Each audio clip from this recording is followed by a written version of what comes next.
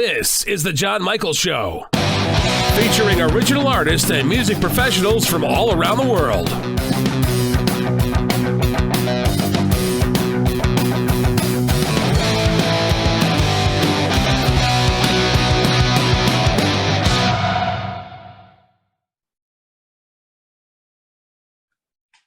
How are you? And thank you for joining. I'm great. How are you doing? Oh, it's just wonderful. Beautiful day in Pennsylvania. Is it? No. That was really convincing, though, to be fair. No, thank you. I'm watching your videos, and now you're not originally from Nashville, correct? I'm not. It's hard to find people that are nowadays. I grew up in Washington State. I moved Okay, here great. 6 years ago. Great. And you have a tour coming up.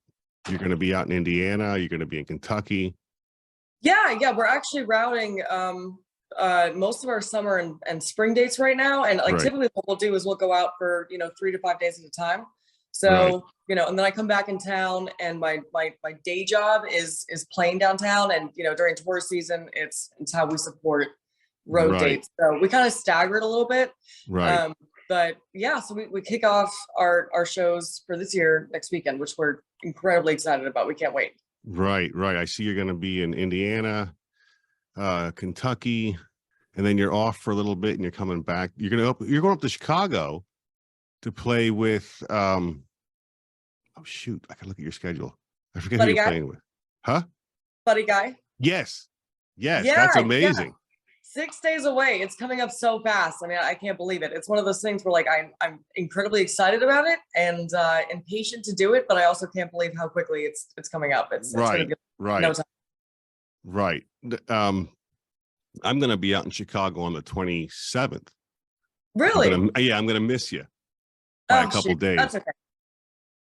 Well, anyway. That's all right. Your videos. So what's incredible about being just a musician, you're not just a musician, you're a songwriter. And then you're actually an actress also, because I watched your videos and they're really cool. Thanks. Right? So I have to ask you have that one video where you're on the couch at a lake. Yes. What was that like to film that and not float away? I see it's like you got farther out in the water at one point. Yeah, actually, I kind of did float away. It was kind of a tricky situation. I mean, first of all, getting the couch there was a nightmare. We found it on like Craigslist or something like that, for like $50, and I had it in my apartment for ages. And then we had to drag it out, load it into the truck, get it out to the lake. And we did want to get the effect of it, going further and further out. But we didn't consider a few things like couch cushions float. So there were definitely a couple of instances where we had to stop filming because I started like drifting out of frame. And what you don't see is a friend of mine is actually behind the couch the whole time, like this, like bracing it. And she's not really tall. Right, he's in the water.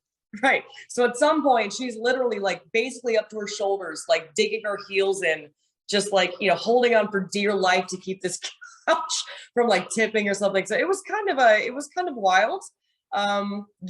But weirdly enough, it made perfectly like logical sense at the time. Thinking about it didn't seem all that bizarre. Right. And then when you look back and you're like, we literally pushed a couch out to the middle of the lake. It's a little eccentric. Oh, it was great. It was great. I love it. I love the creativity of it. Thanks. Yeah, I mean, like that's probably my videographer who I consistently work with. He's done every music video so far. I think that's our worst habit is one of us will get a wild idea and the other person will be like, yeah, that sounds great. Let's absolutely do that. Like we have discussed in all seriousness on multiple occasions, the idea of building like a three wall room and then just burning the whole set down just for effect. Why not? Right? Yeah. As long as you get the permits and everything, and it's probably fine. Yeah. So, you know what? Don't ask. Ask for forgiveness, not permission. Yep.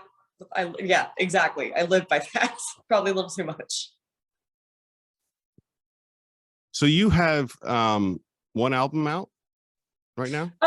Yeah, kind of. So what we're doing is just with the way that the music business is nowadays, it's a lot easier to just go single by single. Right. So for digital purposes, we haven't like dropped a whole album. We would prefer to just record each track individually and then just kind of send it out there. It also gives me a little bit of freedom as an artist. I don't have to conceptualize, 8 to 12 songs that are all going to make sense together. Right. If I'm feeling like, doing something a little more on the Americana side, I can do that and then release something that's completely different. But we do compile them and sell them as one CD because there are people out there who still listen to CDs, thankfully. So, right, exactly. So, but we are working towards, like, this year, the goal is to put together something that is going to be a little more streamlined as far as, playlisting is concerned, and I guess just conceptually make a little more sense. We're not tackling the whole album yet, as much as I would love to. We just we don't want to rush into something, and we'd rather wait until we feel like there's something right. Makes worth going. sense. You know what I mean? Yeah, it makes perfect sense. It's odd how that's worked out in the industry, but it's just a fact of the matter. And honestly, I have a lot of fun just doing the singles because then we can, decide, well, what's going to, work well for a music video. I get to, change direction if I want to, as far as like how we present the single and the artwork and everything like that. So it gives me just a lot of room to kind of experiment, which I really enjoy, because my ADD is off the charts. So it's hard for me to stay in like one lane for very long. I can contest to that. It's difficult. Yeah, it's not easy. No, not at all. Whiskey helps. Right. Yeah, tequila and I get along pretty well in those situations. Oh, really? You're a tequila drinker? I am. Yeah, I used to be a whiskey drinker, and then after a bad relationship, it left a bad taste in my mouth. So I have switched to the clear liquor. But on certain occasions, I will imbibe in whiskey. If it's quality whiskey that you can't say no to, I mean, who am I to turn it down? I happen to love tequila. That's my thing. And it's hard for me to find people to drink tequila with because most people can't handle it. They're like, crazy. Right. Exactly. Yeah. My band is the same way. They don't drink tequila, but straight whiskey. So if we ever in a bar together, John, I will happily drink tequila with you. Great. Some Don Julio would be awesome. Exactly. So you're actually listed as blues. Is that correct? Yeah. You're an amazing artist. I just love your music. I just can't get enough of it when I keep playing it. So thank you so much. That's so sweet of you. I mean, we've got 3 more that we're actually just did the cover shoot for yesterday, and so we're gonna start working on releasing them. There's a lot of pre-work to dropping a single, but I'm excited to share them. Even though, to be honest with you, What Kind of Man is definitely our last release. It's straight blues, a little on the heavier side, but I don't know if a majority of my music qualifies as blues. I just label it that way because that's my roots. That's what I started playing as. That's what made me fall in love with guitar. And I can't not play a solo without it sounding bluesy. Right. I try to pull that influence into every song that I write as much as I can because I really do love it. But I also have this very aggressive hard rock side of me that I love. When you're performing, especially, it's that's where you get your energy from. So, and I like riffs. I like riff based things. I like heavy guitar tones. So I try to create like some sort of workable amalgamation of the 2 genres and still pass it as blues.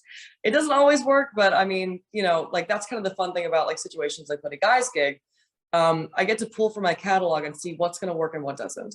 And we actually do tailor the set list depending on the venue. So if it's going to be an audience that is expecting something more on the blues side, then we just pull all the bluesy originals, and then we'll throw in a cover or 2 from the genre. But if it's a venue where it's a little more, free for all, then we'll just do everything. We'll do everything from the slow blues original to like what would practically be considered like, alternative rock, like heavy rock at this point. So we kind of cover all the bases just to be safe. Yeah, you really have fun up there. Like it's just the energy that you put out is just it's very attractive. Your energy and how you play and how you're really having fun. It's the best. That's amazing. Thank you. Well, I mean, I really love it, and I've had day jobs, and I've tried to do the 9-to-5 thing. I dropped out of college because I couldn't stand sitting and studying music. I really wanted to get back to playing it.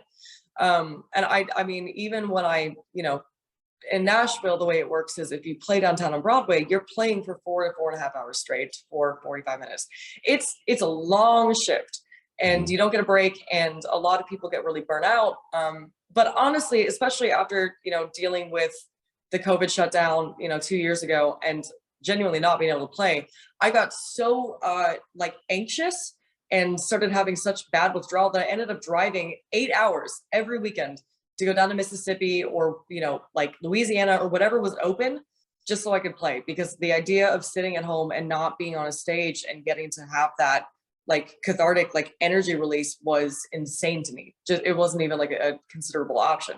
So, and when you get to work with people that I get to work with in my band, and, you're doing things that you really enjoy playing. I mean, admittedly, I do get sick of my own songs sometimes, who wouldn't?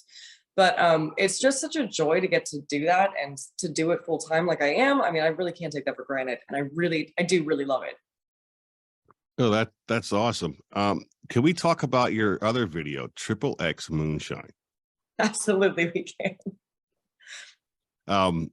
I watched the outtakes that is out somewhere on YouTube. I think there's an outtakes of it. And yeah. And I love the outtakes. But being a filmmaker and a producer of stuff, I always, because I know there's a lot more behind the scenes, and I know a 4-minute video is more like a 6 to 9 hour day if you're lucky.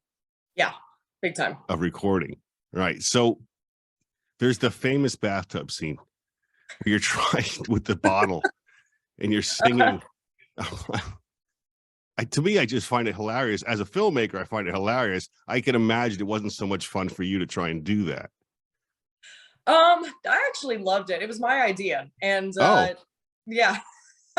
I mean, it was there, it was available. We'd already paid for the room to shoot in. And I just was, my videographer, Austin Delamano, and I, it was actually our first time working together. And we had conceptualized this idea. And basically right from the get-go, I was like, look, the whole point of this is to make it just fun and raunchy and, use, if we have this space, just use it, and make it look like a good time.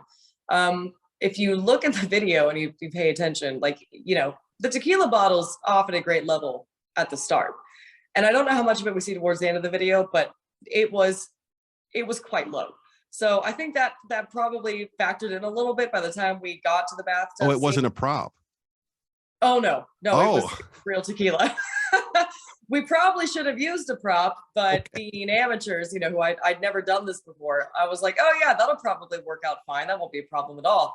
But between the male actor, Johnny, and I, we ended up killing the bottle of tequila pretty quick. So by the time we got to the bathtub scene, it was like all bets were off. The hardest thing was I got liquor in my eye multiple times. And that was a little less fun. So we'd have to stop shooting so I could rub tequila out of my eye, which again, probably also not very helpful. But no, it was just a good time, and it being my first music video, I was like, I just want to come out the gate strong and just, Oh, you did that. You left definitely an impression. did. Yeah, my parents were thrilled. They were absolutely pleased. Really proud of that one. I can imagine, I guess. Yeah, not exactly one you can show at Thanksgiving dinner, I don't think. Why not? You're a superstar. That's true. Why not? Yeah, I think that'd be a good way to start the evening. In retrospect, that's probably what I should have done.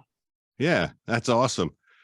What do you have going on in the works besides your tour coming up, your spring tour? Yeah, so we actually have a couple festivals coming up that we're, again, I mean, a lot of this, the hardest thing is just routing, so we don't post dates until we have a confirmed run. So that's all in the works, but I do have 3 new singles that have been recorded and mastered. We do have to do a little bit of tracking for the 3rd one still. We're going to add some keys to it. So we have a keys player who he's usually on tour. He's back now, so we're working on that. But we got the 3 new singles coming up, and I'm really excited about that because they're a little different. Again, a lot of this is just with the singles, just, trying to get a wide variety of, broad spectrum for myself as an artist, just, so people can, I don't really want to exactly be pigeonholed into one thing, even though I'm listed as blues. I like to pull from a lot of different influences. I listen to everything. So with those 3 singles coming out, I'm excited to see how people react to them. Excited to gauge, some people will like them, some people probably won't. But I'm excited to, to check out, people's reactions to them. And then we'll be going back in the studio in probably 2 or 3 months, because ultimately the goal is, have new music coming out I think it's every 3 to 4 months is our goal. But, it's kind of like a wheel of process. Like when you have things being tracked and, mixed and everything, be in the process of releasing what's already been done. So just kind of keeping that rolling. Yeah, and that's kind of our goal. I mean, it's just we have dates that are in states we haven't played before. So, we've got like Florida and Texas, and we're going out further south and then further into the Midwest. And we're talking about, maybe heading out to the West Coast. So ultimately just building on what we worked hard on last year and keeping that momentum going. And that is in of itself an awful lot of work. And then I was waiting for you here to say maybe heading east. Yeah. But I'd love to have you here in Bethlehem for the big music fest. Right. I mean, ultimately, like our goal is like it's widespread at this point. Like we're going in every direction. We do it seasonally because as it turns out, as much as transit bands are fun to travel in, they do not like snow. So we have to route according to what weather is going to be the most amicable for our situation. There's not many vans that actually like the snow. No. And nobody likes the snow. Right. I know. I think that I miss it. And then we have moments in Nashville where everything will get icy. And I'm like, you know what? I'm fine. I'm good. We can do without this. Right. Well, you guys just had a storm down there last week didn't you? I was lucky enough to miss it. I was out for the holidays. Okay. But yeah, it doesn't happen all that often. And, being in Nashville, I mean, to be fair, like I grew up in Washington, we got snow. Mm-hmm. And then I moved to California as a teenager and we got fires. So I had experienced, an earthquake. So we'd knocked out most of the natural disasters at that point, but I had never experienced tornadoes until I moved here. And that was like a whole new reign of terror for me. I mean, the air raid sirens are that's chilling to me. So I think that across the board, if I had to deal with anything, at least like I have experience in the snow. Otherwise, I wouldn't have the faintest idea what to do. So yeah, you got this. You're good. I got nerves of steel. It's all right. It's all you good. Grew up with this. We're fine. Y'all just relax. Exactly. I'm driving. Worst case scenario, we'll just pull out like snowshoes and we'll make it one way or another. It's fine. Yeah, that's great. So is there anything else you want to talk about? Yeah, I mean, honestly, I think that like at this point, all I can really say or, encourage people to do is, if they feel so inclined, I have an email subscription option on my website. I have not sent out a single email. I haven't done it. So the best way to probably keep up with what's going on is I'm very active on Instagram and Facebook, and my website's constantly updated with little blips about what music is coming out or what shows we've got going on. And since our focus really is just playing as often and as many places as we can, and releasing the singles, as quickly as we can, that's really all I can promote. I don't know if that's adequate. Well, you have merch on your website? I do have merch. I do have. That's the big thing. It is a one-woman operation, so orders are a little dependent on my schedule, but we do try to get them out as quickly as we can. But we do have merch, and we'll be releasing some new designs, which I'm excited about. Yeah, and that's really the overall summary of it. I guess that's all I have to push at the moment. Now I gotta ask you, what is the proper way to pronounce your first name? Leilani. Leilani. Okay. I but was we've like, gotten every variation, so I won't be affected. I want to make sure I said it correctly. No, it's all good. Yeah, I get a lot of interpretations. So I can imagine. It's it's fair game. Okay. So Leilani Kilgore, follow her on Spotify, Instagram, YouTube, and her webpage, and support, because she's an amazing artist. And she's coming to a town near you. She's gonna kick your ass, right? Yes, right. But politely. Politely. To get straight more. I mean, like I constantly say that I was born in the wrong decade because I'm not built for the social media platform promotion that is necessary really nowadays. It is. But it is what it is, and still fighting the good fight. It is bizarre though how much it's changed. Even in the last, I would say, even just the last 5 years since the emergence of TikTok and everything. it's completely reshaped the way that you have to approach the industry. TikTok has ruined it. They've The really oversaturation- taken people that had a 5-minute attention span and now down to 5 seconds. So Exactly. you have 3 seconds to catch somebody's attention. If not, swipe Yeah. on to the next one. Yeah. And I know. it's horrible. It's really brutal. And It is. It is very brutal. As somebody who can relate to that, just via, having attention deficit, like I do understand it, but at the same time, like it's how are you supposed to, how is anybody to sit through? I mean, really, honestly, you don't need a whole good song anymore. You just need 2.5 minutes, which, by the way, is now the running time limit for a radio hit. It's 2.5. It used to be 3.5 to 4.5. Now it's 2, which tells you a lot about, people's attention spans. But if you just have a good chorus that you can sing 3 to 4 times, that's really all you need.